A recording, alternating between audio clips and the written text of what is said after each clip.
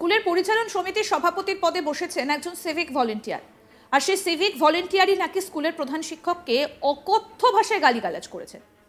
শুধু তাই নয়, সেই সঙ্গে প্রধান শিক্ষককে প্রাণনাশের হুমকি পর্যন্ত নাকি দেওয়ার অভিযোগ উঠেছে সিভিক ভলেন্টিয়ারের বিরুদ্ধে। সিভিক সভাপতি বনাম প্রধান শিক্ষক দ্বন্দ্ব ঘিরে স্কুলের পঠন পাঠনের পরিবেশ একেবারে লাটে ওঠার জোগাড়। মালদার আইহো হাই স্কুলের ঘটনা। 2022 সালের নভেম্বর মাসে আইহো হাই স্কুলের পরিচালন সমিতির সভাপতি হন civic volunteer Sanjay Barman. School কর্তৃপক্ষের দাবি, ওই পদ পাওয়ার পর থেকেই বিভিন্ন কাজে তিনি জটিলতা তৈরি করে চলেছেন। তাই তিনি চাইছেন স্কুল চলুক তার কথায়, অথচ হঠাৎ প্রয়োজনে তাকে স্কুলে পাওয়া যায় না বলে অভিযোগ।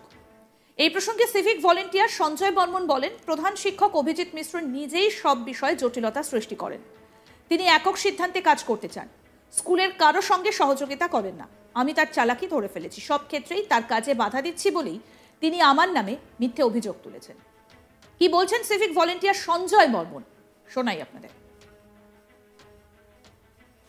আমার সম্পর্কে প্রধান শিক্ষক যিনি অভিজিৎ মিশ্র আছেন, উনি যে আমার সম্পর্কে কমপ্লেন করেছেন সেটা সম্পূর্ণ ভিত্তিহীন।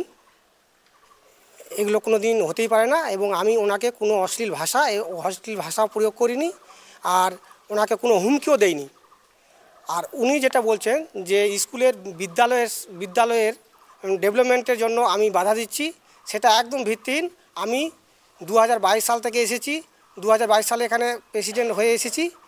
আসার পর থেকেই আমি কিন্তু সমস্ত রকম বিদ্যালয়ের স্বার্থে, বিদ্যালয়ের উন্নয়ন প্রকল্পে যা যা করণীয় সব কিছুতে আমি করে যাই। এটা একদম তার ভিত্তিহীন অভিযোগ।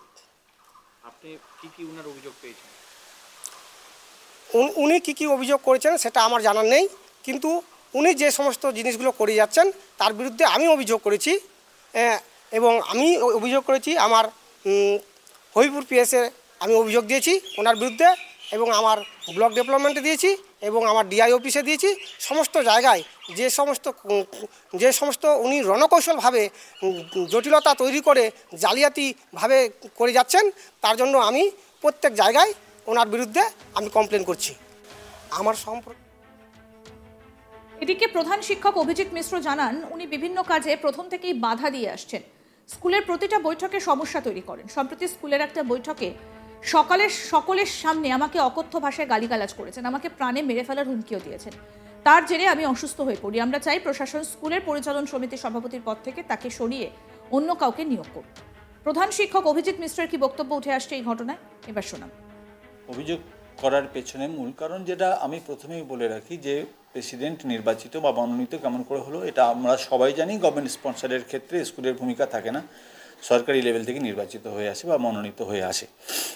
এখন ঘটনা হচ্ছে, প্রথম মিটিং থেকেই ওনার টেন্ডেন্সিটা বুঝতে পারছিলাম যে ওনাকে দিয়েই সমস্ত কাজ করাতে হবে।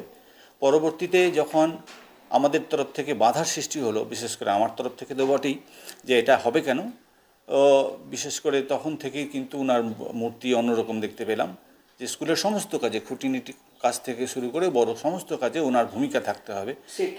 তিনি হচ্ছেন সিভিক ভলেন্টিয়ার পেশায় আমাদের শ্রী সঞ্জয় বর্মন, যিনি প্রেসিডেন্ট। প্রতিবাদটা আসতে শুরু করলো, এবং প্রতিবাদটা একটা ভয়ঙ্কর রূপ ধারণ করেছিল।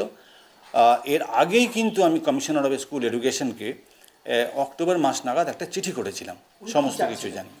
উনি চাচ্ছিলেন সমস্ত কিছু উনি করবেন, আমাদের সিভিক ভলেন্টিয়ার, এবং আমাদের রেজলিউশন যেটা হতো সেখানে উনি সই করতেন না। উনি মনে করতেন যে উনি এক ওয়ান ম্যান কমিটি, এখানে সবাই যদি মনে করে যে না এটা ঠিক না, উনি বলবেন ওটা বেঠিক, তো ওইটাই বেঠিক হয়ে গেল, আর সবার সঠিকটা বেঠিক হয়ে যাচ্ছে।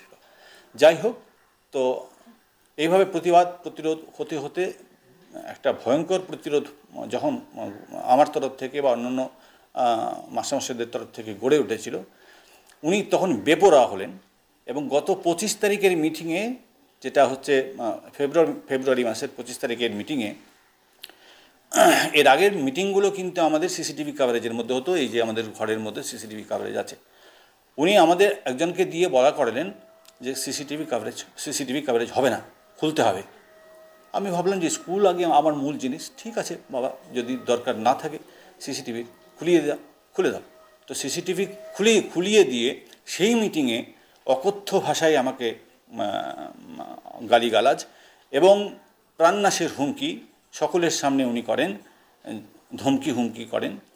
তার জেরে আমি ভয়ঙ্কর অসুস্থ হয়ে পড়ি, মাথা ঘুরে যায়, আর আমাকে হাসপাতালে ভর্তি করতে হয়েছিল। তার পরবর্তীতে আমার মাইল্ড সেরিব্রাল অ্যাট্রফি ধরা পড়েছিল। যাই হোক, এর পরিপ্রেক্ষিতে দেখলাম যে এটার একটা প্রতিবাদ যেমন মৌখিক হচ্ছিল, লিখিত প্রতিবাদ সব জায়গাতে যাওয়া উচিত। তাই আমি বিভিন্ন জায়গাতে বিভিন্ন দপ্তরে করেছি।